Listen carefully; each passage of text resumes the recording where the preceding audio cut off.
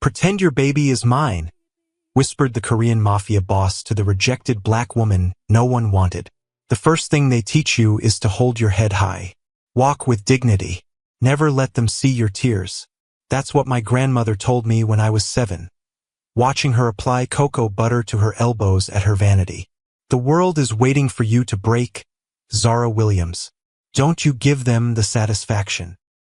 I remembered those words as I stared at the pregnancy test, 2 pink lines mocking me in the fluorescent light of the pharmaceutical company's bathroom. 2 pink lines that shouldn't exist. 2 pink lines that would change everything. I don't remember him. That's the part that burns the most. Just fragments. Expensive cologne, gentle hands, a deep voice murmuring something I couldn't quite catch. Then nothing. Just waking up alone in my hotel room, my head pounding, my memory a series of black holes where the previous night should have been. The industry gala was supposed to be my moment of triumph. I just completed the research that could revolutionize cancer treatment. Instead, it became the night someone slipped something into my champagne, the night that would eventually cost me everything. 6 weeks later, those 2 pink lines. 8 weeks later, the whispers started at work. 12 weeks, and the research grant I'd been promised was reassigned. "We need someone with fewer distractions," Dr. Heller said, not even bothering to look me in the eyes. The unspoken truth hung between us. They needed someone who wasn't a pregnant black woman without a ring on her finger. My family wasn't much better. "How could you be so careless?" my mother asked, disappointment dripping from every syllable. As if I'd chosen this.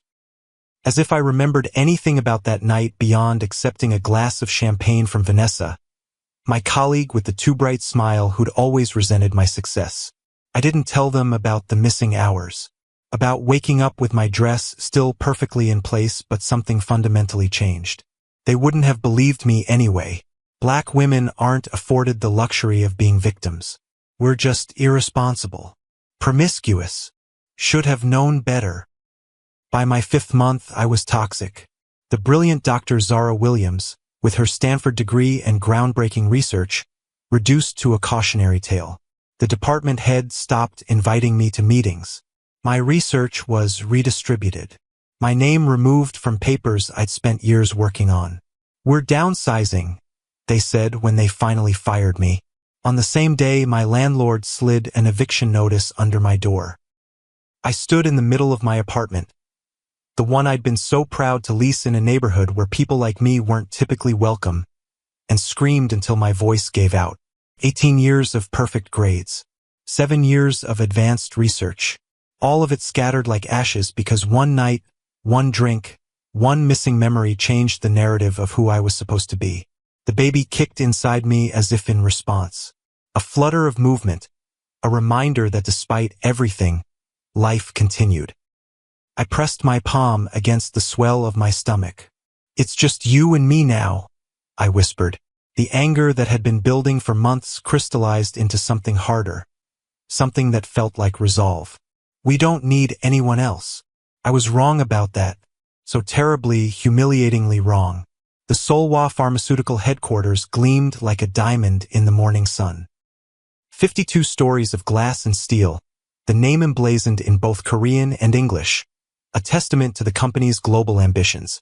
I clutched my portfolio tighter as I approached. This was my last shot. My bank account was nearly empty. My credentials were still impeccable on paper, if you ignored the unexplained 6-month gap in my employment history. And Solwa was rumored to care more about results than appearances. I didn't expect to make it past the lobby. The security guard eyed my pregnant belly with suspicion. The receptionist's smile never reached her eyes as she made a call, speaking rapid-fire Korean into the receiver. I caught the doubt in her voice, even without understanding the words. Then he appeared. Park Jin-ho. I recognized him from the business magazines, the young, enigmatic CEO of Solwa's American operations. What the magazines didn't capture was his presence.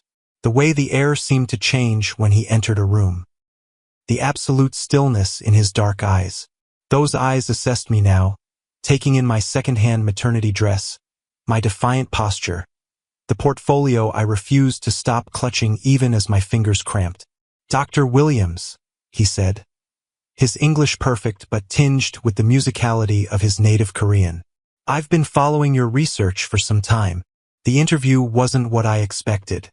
He asked questions about my work, detailed, probing questions that revealed he'd actually read my papers. Not once did his gaze linger on my stomach. Not once did he ask about family obligations or scheduling conflicts. For 2 hours, I was just a scientist again. Not a scandal. Not a statistic. Until Vanessa walked into the conference room. The same Vanessa who'd handed me that champagne. The same Vanessa who'd spread rumors about me sleeping my way into research grants. The same Vanessa who now worked for Solwa, apparently, and whose face drained of color when she saw me. "You can't seriously be considering her," she said to Jinho, as if I wasn't sitting right there. "She's unreliable, unprofessional. She has twice your publication record and 3 times your citation impact," Jinho finished, his voice quiet but somehow filling the room. "And unlike you, Dr. Chun, she doesn't waste my time with personal vendettas." Vanessa's face flushed. "You don't understand. She got herself pregnant in the middle of the Anderson trial. I was drugged." The words burst from me like water through a broken dam. Months of silence, of shame, of swallowing my rage, and suddenly I couldn't hold it back anymore. At the gala, someone put something in my drink. I don't remember anything that happened that night. But I'm guessing you do, don't you, Vanessa? The silence that followed was absolute. Vanessa's face went from red to white. Jinho's expression didn't change, but something in his eyes did, a flash of something I couldn't identify. "Ms. Chun, you're dismissed," he said. "Not just from the room, I realized later, but from the company."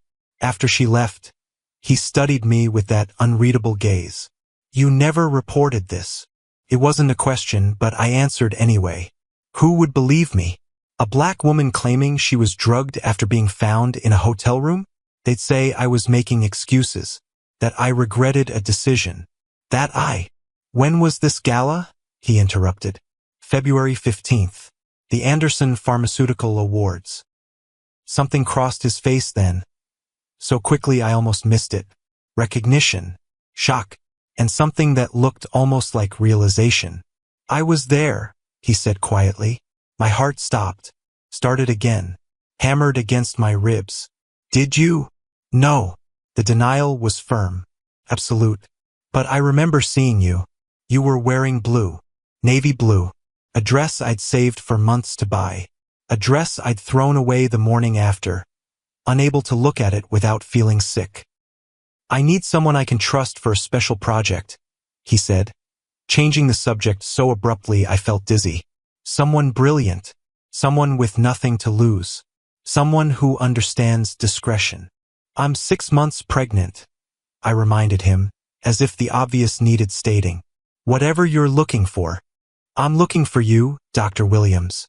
He leaned forward, his dark eyes intent on mine. "And I'm prepared to make it worth your while.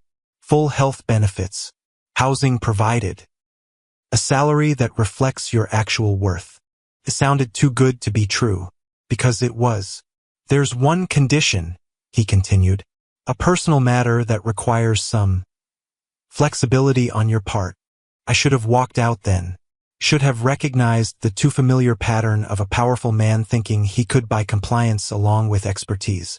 But I was tired, so tired of fighting, of proving myself, of wondering how I'd feed the life growing inside me. "What kind of flexibility?" I asked, hating the weariness in my voice. Jinho Park studied me for a long moment. Then he said 6 words that would change everything. "Pretend your baby is mine," he whispered. "Insanity has a weight to it, a physical presence that settles on your chest and makes it hard to breathe." I felt it pressing down on me as Jinho explained his proposition in that sterile conference room, his voice never rising above that controlled, measured tone. He needed a family image, a ready-made one. His grandfather, the family patriarch, was dying, taking with him the last resistance to Jinho's plans to legitimize the family businesses completely. But there were cousins waiting in the wings, traditionalists who would use Jin Ho's bachelor status against him, who would claim he wasn't committed to the family's future. A pregnant fiancée solves several problems at once, he said, as if discussing a business merger rather than my body, my child, my life. It demonstrates my commitment to continuing the family line. It explains my focus on legitimate enterprises. It silences questions about succession. And what about the fact that I'm black? I asked, the question burning my throat. Won't your traditional family have concerns about that? Something flashed in his eyes, anger, but not directed at me. My family left Korea to escape such limitations. Anyone who objects can follow my grandfather into retirement. He made it sound so simple. A business arrangement, a mutually beneficial solution. I pretend to be his fiancé until his position is secure. He provides financial stability, protection, a future for my child. No actual marriage necessary. No physical expectations. Just a charade for public consumption. And when you're ready to find a real wife, a real family? I asked, one hand resting protectively over my stomach. What happens to us then? You'll have a contract guaranteeing lifetime financial support. A trust fund for the child. Complete independence. He delivered these promises like facts, immutable and certain. You'll never need to worry about security again. I wanted to be outraged, to throw his offer back in his face with all the dignity my grandmother had taught me to maintain. But dignity doesn't pay medical bills. Pride doesn't provide a safe home for a child. And something in his eyes, something guarded and careful and maybe a little desperate, made me think he needed this arrangement as much as I did, though for very different reasons. Why me? I asked finally. There must be dozens of women who would jump at this chance. Women without the complication of another man's child. Jin Ho's expression remained impassive, but his fingers tensed slightly against the conference table. I have my reasons, he said. Not least of which is that you're intelligent enough to understand the arrangement and independent enough to honor its terms. There was more he wasn't saying. I was certain of it. But beggars can't be choosers, and I was definitely begging. I'll need everything in writing, I said, hating myself a little for the surrender. And I want veto power over anything involving my child. Our child, he corrected. At least for public purposes. But yes, I agree to your terms. He extended his hand across the table. I hesitated only a second before taking it. His skin cool and dry against my palm. A business transaction. Nothing more. I tried to ignore the jolt of electricity that shot up my arm at the contact. The strange sense of familiarity. The echo of something I couldn't quite remember. The Park family compound was like nothing I'd ever seen outside of movies. Nestled in the hills overlooking the Pacific, it sprawled across acres of perfectly manicured grounds. Traditional Korean architecture blended seamlessly with modern luxury. Pagoda-style roofs topping glass walls. Ancient stone gardens surrounding an infinity pool. This is where you live? I asked, unable to keep the awe from my voice as Jin Ho's driver navigated the winding driveway. One of several properties, he replied without a trace of ostentation. This is the family home. My grandfather insisted we all stay connected. Connected. What a sanitized way to describe what I was beginning to understand was a family dynasty. In the weeks since our arrangement began, I'd done my research on the Parks. The official story was impressive enough. Immigrants who built a pharmaceutical empire through hard work and strategic investments. The unofficial story, buried in whispers and redacted police reports, suggested something else entirely. Something that explained the security personnel positioned discreetly around the property. The bulletproof glass in Jin Ho's car. The careful way he surveyed every room before allowing me to enter. The Korean Mafia. That's what I'd agreed to align myself with. The knowledge should have terrified me. Instead, it brought a strange comfort. These were people who understood power, who wouldn't be pushed around by corporations or landlords or social workers questioning a single mother's fitness. For the first time in months, I felt safe. Until I met his mother. Park Min-hee was a force of nature contained in a deceptively delicate package. Barely 5 feet tall, dressed in an impeccable Chanel suit, she greeted her son with formal affection before turning those razor-sharp eyes on me. She spoke in rapid-fire Korean to Jin-ho, never taking her gaze from my face. I didn't need a translation to understand the questions, the doubt, the assessment of my worth. Jin-ho responded calmly, one hand coming to rest at the small of my back. Possessive gesture. A statement. His mother switched to perfect, accented English. My son says you are a scientist, that you met at a pharmaceutical conference. Yes, I said, the lie already becoming familiar. I'm a research oncologist specializing in targeted therapies. And the baby's father? Mother, Jin-ho interrupted, his tone carrying a warning. She ignored him. I ask because family is everything to us, Dr. Williams. Bloodlines, legacy, these are not abstract concepts in this house. I met her gaze steadily. The baby's father is standing right beside me, I said, the words burning my tongue. As far as the world is concerned, as far as legacy is concerned, this child is a Park. Isn't that right, Jin-ho? His hand pressed more firmly against my back. Exactly right. Something that might have been approval flickered across Min-hee's face. Well, she said, at least you found a woman with spine. She turned, gesturing for us to follow. Come, your grandfather is waiting. As we walked, Jin-ho leaned close to my ear. You handled that perfectly, he murmured, his breath warm against my skin. I'm not afraid of difficult women, I replied. I was raised by one. I'm becoming one. For the first time since I'd met him, Jin-ho Park smiled, a real smile that transformed his face from handsome to breathtaking. Good, he said simply. You'll need to be. They say you can tell everything about a family by how they treat their most vulnerable members. If that's true, then the Parks were a study in contradictions. Park Sun-jae, the family patriarch, was dying of pancreatic cancer. His once powerful body was now skeletal, his skin the color of old parchment. But his eyes, those were still alive with intelligence, with calculation, with the same intensity one recognized in his grandson. Those eyes assessed me now as I sat beside his bed, Jin-ho a silent presence at my side. So, he said in halting English, you are the woman who captured my grandson's heart. I glanced at Jin-ho, unsure how to navigate this fiction. His face gave nothing away. And you? The old man continued, his gaze dropping to my rounded belly. Carry the next generation of our family. The weight of that statement, the expectation, the responsibility, settled on my shoulders. This wasn't just about giving Jin-ho a convenient cover story. This was about a dying man's hope for continuation. Yes, I said, the lie feeling less like a lie with each passing moment. I do. Sun-jae's withered hand reached out, trembling slightly. I hesitated only a moment before placing my palm in his.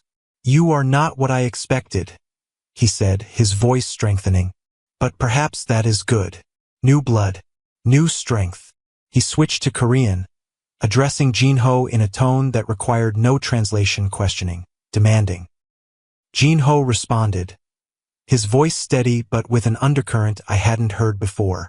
Emotion, conviction. His hand found mine, fingers intertwining with deliberate intent.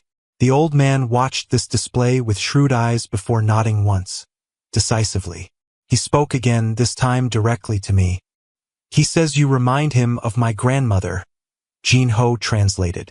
She was not Korean either. She was Japanese at a time when such matches were forbidden. She fought for her place in this family. I understood then.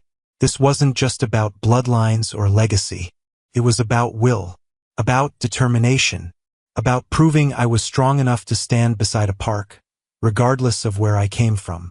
I know something about fighting for my place, I said, meeting the old man's gaze directly. And I know something about forbidden matches. Sun-jae smiled then, a fierce expression on that death-haunted face. He spoke again, this time with finality. He says welcome to the family, Jin-ho translated, and that he expects to live long enough to see his great-grandchild born. As we left the room, Jin-ho kept his hand in mine. A performance for the staff we passed, I told myself. Nothing more.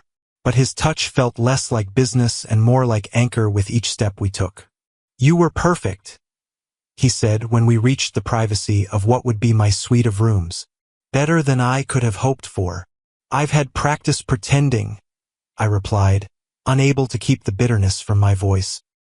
Pretending I don't notice when people cross the street to avoid me. Pretending I don't hear the whispers when I walk into a room. Pretending the world sees me as a person first, not just a collection of stereotypes. Something shifted in Jin-ho's expression. Not pity. I would have hated that. Understanding, maybe. Recognition. We all wear masks, he said quietly. Some by choice. Some by necessity. Which is yours? I asked, suddenly desperate to know something real about this man who was offering to claim my child as his own. He was silent for so long I thought he wouldn't answer. When he did, his voice was so low I had to lean closer to hear. Both, he said. Always both. Days became weeks. Weeks of learning to navigate the complex dynamics of the Park family. Weeks of working in the state-of-the-art lab Jin-ho had provided, finally able to continue my research without institutional limitations. Weeks of crafting a shared history, a love story for public consumption, complete with fabricated details about how we met, when we fell in love, why we had kept our relationship private. We need to be convincing, Jin-ho said as we sat in his study, finalizing the narrative. People will be watching for inconsistencies, especially my cousins. The cousins. I had met them at a family dinner. Sung-min with his cold eyes and colder smile.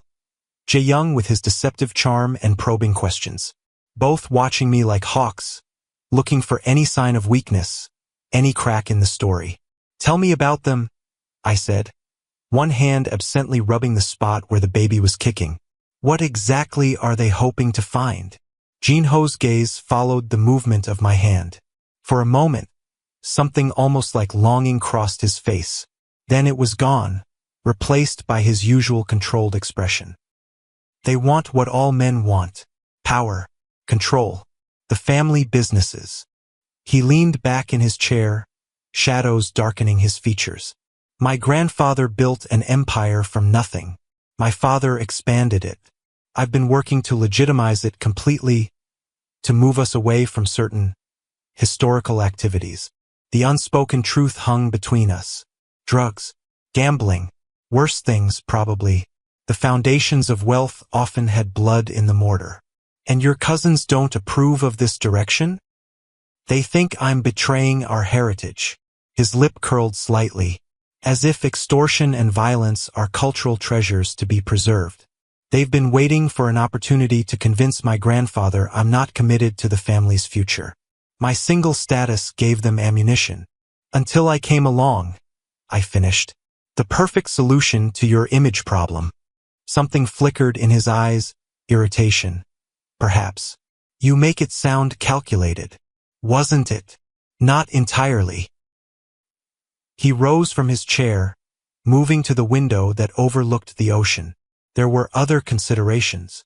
I waited for him to elaborate, but he remained silent, his back to me, shoulders rigid beneath his perfectly tailored shirt. You still haven't told me why you chose me, I said finally. The truth this time. He turned, and the expression on his face made my breath catch. Raw, unguarded, almost vulnerable. Because from the moment I saw you at that gala, he said quietly, I haven't been able to forget your face. The room seemed to tilt sideways. What did you just say? The Anderson Gala. You were wearing blue. Your hair was up, except for one curl that kept falling. His eyes never left mine. You were the most beautiful woman in the room, and you were completely unaware of it. Too busy discussing molecular pathways with that Nobel laureate from Sweden. My heart hammered against my ribs. You saw me before. Before whatever happened? I more than saw you. His voice dropped lower. I spoke to you. We talked for nearly an hour about your research. You were brilliant, passionate. I was working up the courage to ask for your number when my security detail pulled me away for an emergency. Memory flashed, fragments, pieces trying to reassemble. A conversation near the bar. Intelligent questions about my work. Dark eyes that actually seemed interested in the answers. That was you? I whispered, the realization settling like a stone in my stomach. But then, later, when I returned, you were gone. I looked for you. His jaw tightened. The next day, I had to fly to Seoul for my father's funeral. By the time I returned to the States, weeks had passed. So you didn't. I couldn't finish the question. No. The denial was immediate, absolute. Never. I would never take advantage of someone in that state.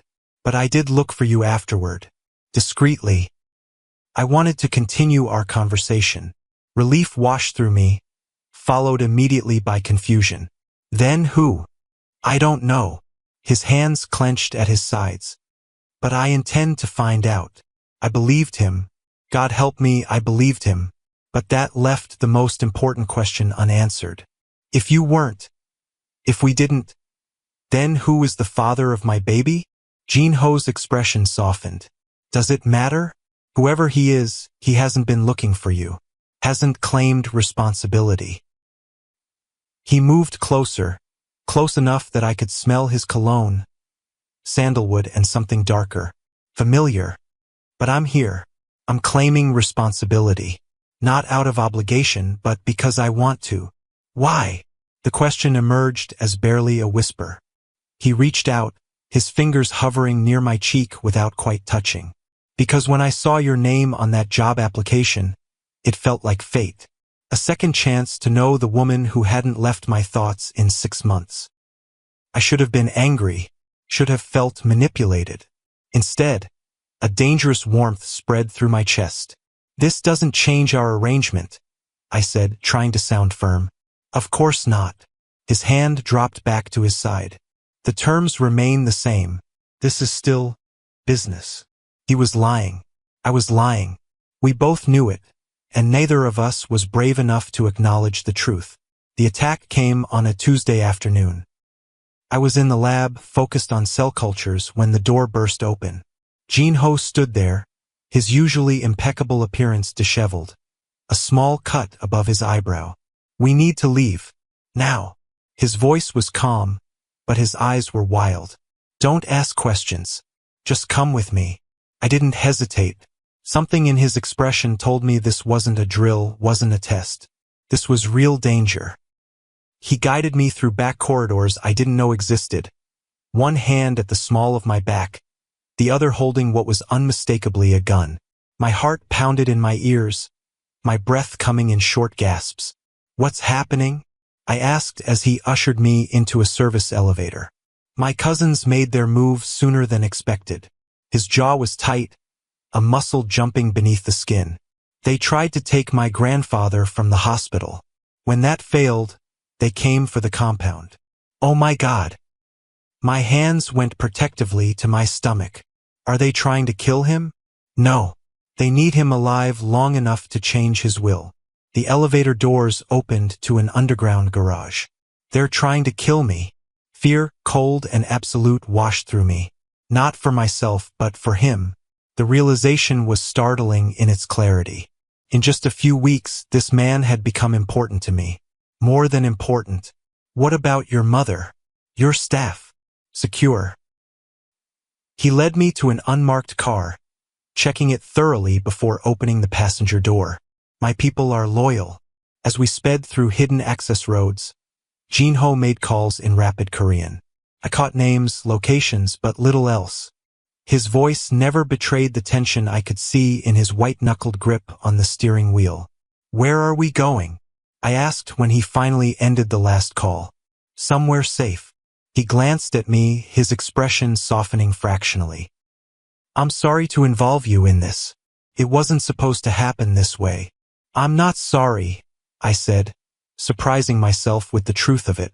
I'd rather know the real danger than live in comfortable ignorance. Something that might have been admiration flickered in his eyes. Most people would be hysterical right now. I laughed, the sound edged with hysteria despite my best efforts. I'm black and visibly pregnant. I live with low-level danger every day of my life. This is just a more concentrated version. Jin-ho didn't laugh. Instead, his expression turned grim. That's a reality I've never had to consider. Welcome to my world, I said without bitterness. It was simply a fact. We drove in silence for a while, the city giving way to coastal highway. Finally, we turned onto a narrow road that wound up into the hills, ending at a modernist structure perched on the cliff edge, almost invisible against the landscape. My personal property, Jin-ho explained as we approached. Off the books, not connected to the family. The interior was minimalist but luxurious. All clean lines and open space, with floor-to-ceiling windows overlooking the Pacific. No photos, no personal touches. A place to exist, not to live. You'll be safe here, he said, checking security systems at a panel near the door. No one knows about this place except Min-ji. Your sister. He nodded. She'll come check on you tomorrow. I need to go back and deal with this. Panic flared in my chest. Go back? You just said they're trying to kill you. I can't hide while my grandfather is vulnerable. His expression was resolute. This is family business. I need to end it once and for all. I wanted to argue, to demand he stay where it was safe. But I recognized the determination in his eyes, the same look I'd seen in my own mirror when facing down the board that tried to steal my research, the landlord who thought I'd accept his alternative arrangement for rent, the doctors who spoke to my stomach instead of my face. Promise me you'll be careful, I said instead, hating how my voice shook. This baby needs you to come back. It was the first time I'd acknowledged, even obliquely, that our arrangement had become something more. Something real. Jin-ho's expression changed, softened. He stepped closer, one hand rising to cup my cheek. Only the baby? He asked, his voice low. Couldn't lie. Not now, with danger hovering at the edges of our fragile peace. No, I whispered.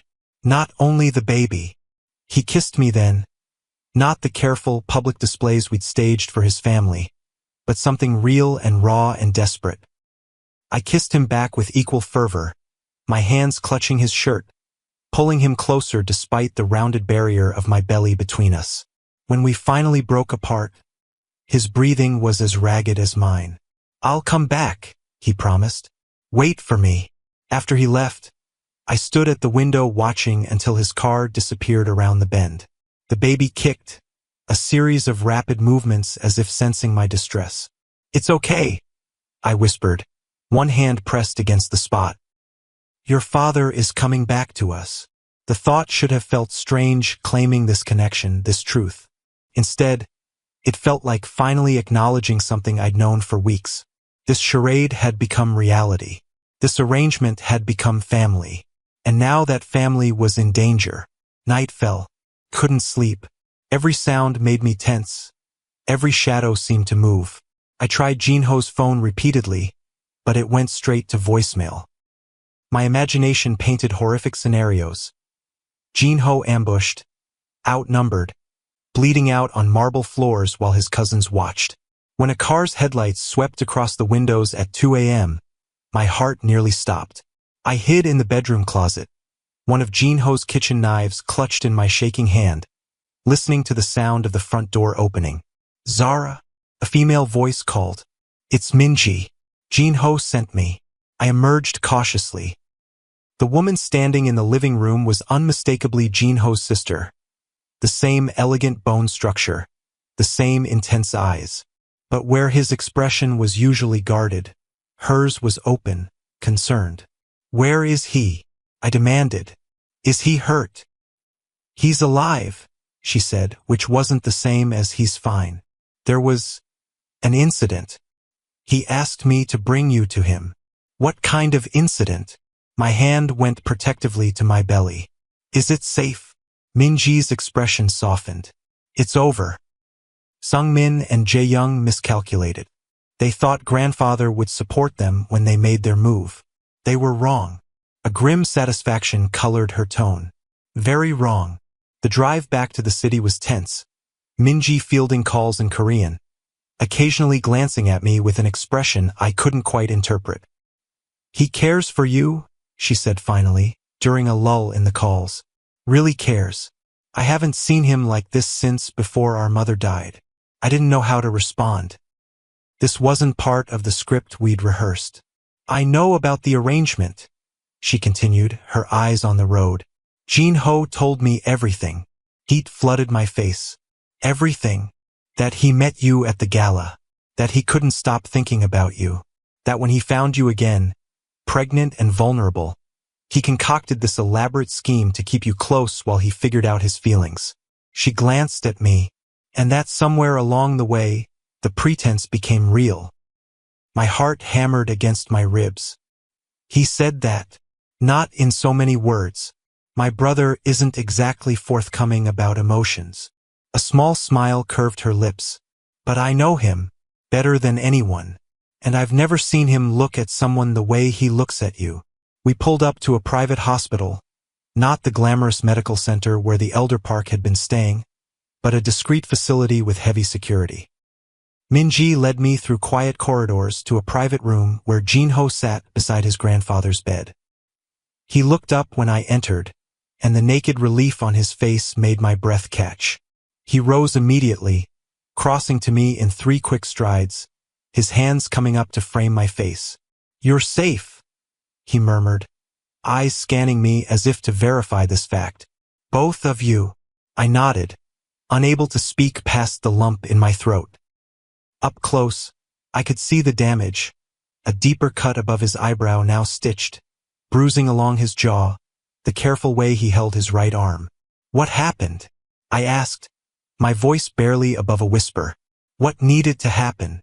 His eyes, usually so controlled, blazed with an emotion I hadn't seen before. "They won't threaten what's mine again." The possessiveness in his voice should have bothered me. Instead, it sent warmth spiraling through my chest. I was his. Not as a possession, but as a choice. "Your grandfather?" I glanced toward the bed where the old man lay sleeping, monitors beeping quietly. Stable. He witnessed everything. Made his position very clear. A ghost of a smile touched Jin-ho's lips. "He called you his lion-hearted granddaughter and ordered me not to lose you." Tears pricked my eyes. "I'm not going anywhere." Jin-ho's gaze intensified. "That was our arrangement. Temporary. Convenient. You don't have to." I cut him off by pressing my fingers to his lips. "The arrangement changed. You know it did." For a moment he was utterly still. Then his arms wrapped around me, pulling me as close as my belly would allow. I felt him tremble, just slightly, the only outward sign of the emotion he held so rigidly in check. "I need to tell you something," he said against my hair. "About that night at the gala." I tensed. "What about it?" He pulled back enough to look into my eyes. "I've been investigating. Tracking everyone who was there. Reviewing security footage." His jaw tightened. "I know who drugged you, and I know what happened after." Fear and hope warred in my chest. "Tell me." "It was Vanessa Chin. She slipped something into your drink. The same drink I saw you holding when we spoke." His eyes never left mine. "And then, when you began to show signs of disorientation, she directed you to a specific room. A room where Alexander Martinez was waiting." The name hit me like a physical blow. "The CEO of Anderson? But he's married." "He's a predator," Jin-ho finished, his voice cold, "with a history of similar incidents, all covered up by his company's legal team." Horror and rage washed through me in equal measure. "He's the father?" Jin-ho's expression changed, hesitation, uncertainty. "That's the part I'm not sure about. The security footage shows you entering that room. But 15 minutes later, I'm seen entering the same corridor, looking for you. And Martinez is seen leaving alone shortly after." Memory stirred, fragments trying to assemble into a whole. A door opening. A man's voice. Not what he expected. Then another voice, angry, threatening. Being led away, supported by strong arms. "Safe."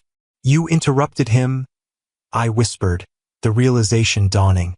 You stopped him. Jinho nodded, his expression grave. I saw you earlier, remembered our conversation. I was looking for you, hoping to continue it before I had to leave for Seoul. When I found that room, you were... He stopped, jaw clenching. You were barely conscious. He was about to... I intervened.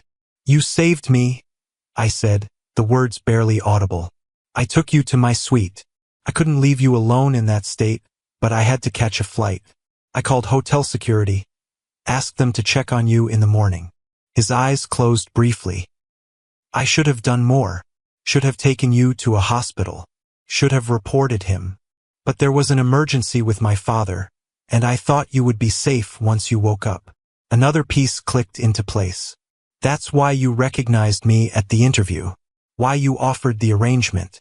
You felt responsible. At first, yes, he admitted. But it became more than that very quickly. His hands tightened on my arms. The DNA test will confirm it, but Zara, I believe there's a very real possibility that your baby is actually mine. The world seemed to stop. What? We spent several hours together in my suite while I waited for security to arrive. You were affectionate. A flush crept across his cheekbones. I didn't reciprocate. You weren't in a state to consent. But you were insistent, and at one point we kissed. Nothing more. I swear it. But if Martinez didn't... The baby kicked then. A strong movement that made Jinho's eyes widen. I took his hand, placed it against the spot. Your son, I said quietly. Or daughter. Either way, yours. Not by pretense, but by choice. By love. The mask he wore so carefully cracked completely. I saw everything: hope, fear, love, determination. He pulled me close again, his lips finding mine in a kiss that felt like coming home. Mine, he whispered against my mouth. Both of you, always. The future stretched before us, complicated, uncertain, but infinitely brighter than it had been just months ago. A family built not from obligation but from choice, from second chances, from finding belonging in the most unexpected places. Yours, I agreed. No more pretending.